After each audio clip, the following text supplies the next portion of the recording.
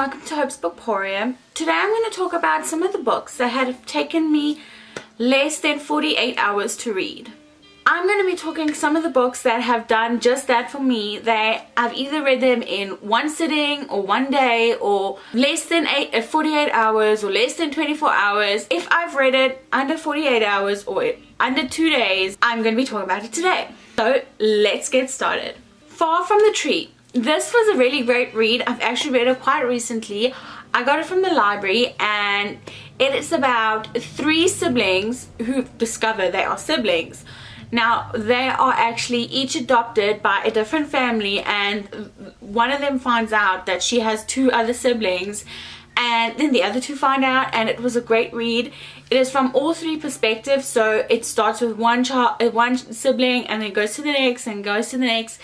The siblings are an older brother and then 2 younger girls, and it was really great. The content was also really nice. Some of it was serious content, tone deaf.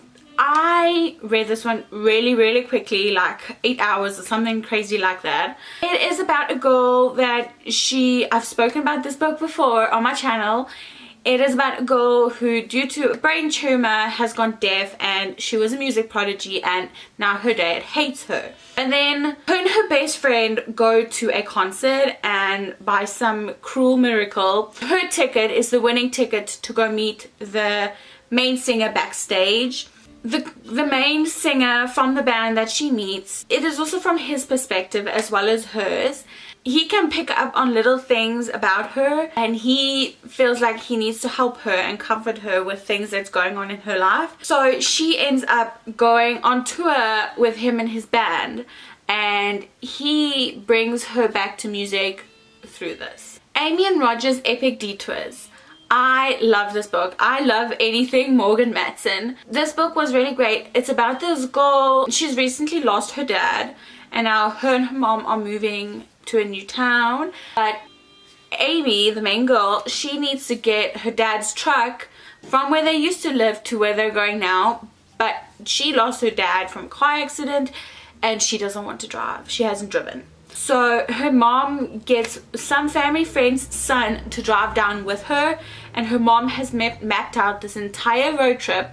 But then Roger convinces Amy that they must do it spur of the moment, just plan things, completely scrap her mom's plan, and this is their epic detour. A Quiet Kind of Thunder. This is about a girl. She has severe anxiety, and due to this she is mute.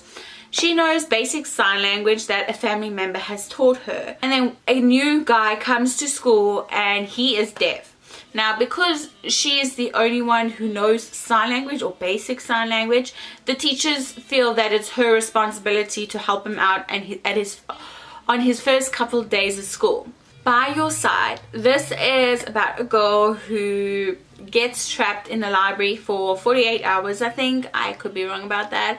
With a guy, and this guy has a really bad reputation, and the 2 of them just talk, and the whole book isn't just about them being locked up in the library. For the first half of the book they're trapped in the library, but then after that so much more happens in the book, and I really enjoyed it. It also deals with anxiety. Wanderlost. This book was really cool. I really loved it. It's about this girl. Her older sister has plans for the summer to go be a tour guide in Europe for the elderly, but then something happens with her sister that her sister can no longer leave the country.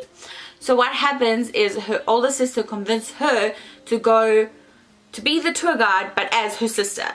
So she goes to do the tour guide for the elderly, and she becomes friends with the elderly, and then she meets a guy there, starts a relationship with this guy, but he still believes her to be her sister. The Season of Me and You. I really enjoyed this book. This is about a girl. She's recently broken up with her boyfriend, and she just needs to get away, change her scenery. So she goes and spends the summer by her dad, and her dad lives on the beach. Now she works as a camp counselor, and while she's there she meets somebody else, this guy who is also a camp counselor, but he is in a wheelchair, and it's all about the two of them and how they help each other with their difficult lives. Eliza and Her Monsters. Eliza is the creator of a really popular comic online, but she uses a pen name, and it's always spoken about in school, around school, but she never reads the comments. She doesn't listen. She doesn't want to hear the good or the bad. Then she meets this guy and she finds out that he is the creator of the most popular fan fiction of her comic, but he has no idea who she is. Thank you so much for watching. If you like this video, please give it a thumbs up, subscribe, and hit the bell icon if you want to get notified whenever I post new videos. Happy reading, and I'll see you again soon. Bye!